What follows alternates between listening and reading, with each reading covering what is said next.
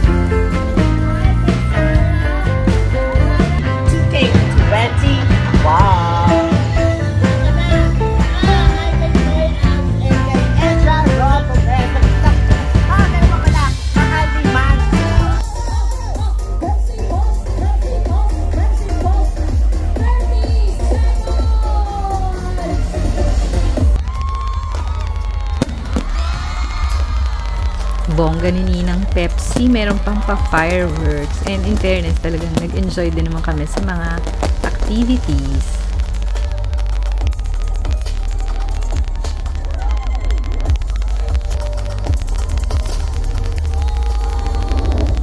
Sayang lang hindi ko na na-video yung mga ibang performers tsaka yung mga 18 din na nag-perform dun sa The Greatest Showdown ata yun. Ang gagaling din nila. Kaya lang medyo malayo kasi kami sa stage no, nakapila pa kami dun sa mga booth para magpa-stamp tsaka mag-join dun sa activities na photo booth, yung immersion, ganun.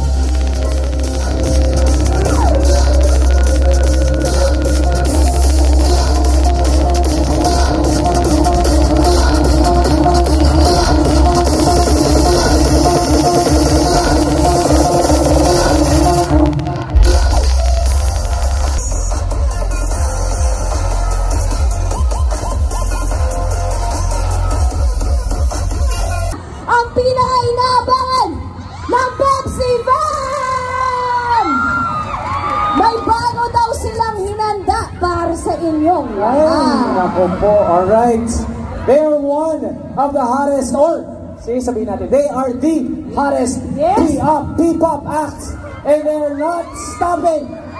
SB19!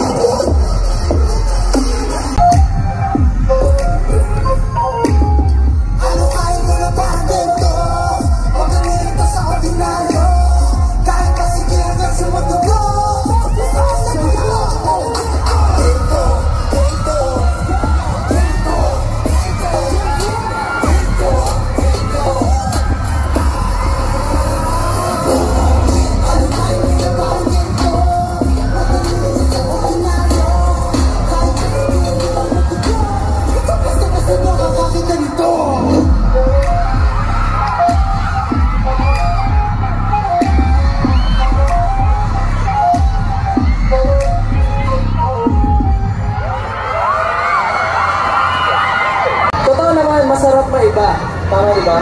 Kaya sobrang happy kami na kahit naiiba yung family natin, sobrang lakas natin. 18! Woo! Maraming salamat po sa pag-support, of course, ng event na ito with Pepsi. We are very happy and very honored to be performing here tonight. And nakita ulit namin ang 18 ngayon. Maraming salamat po. Woo! Anything you want to say, guys? Nag-enjoy ba kayo?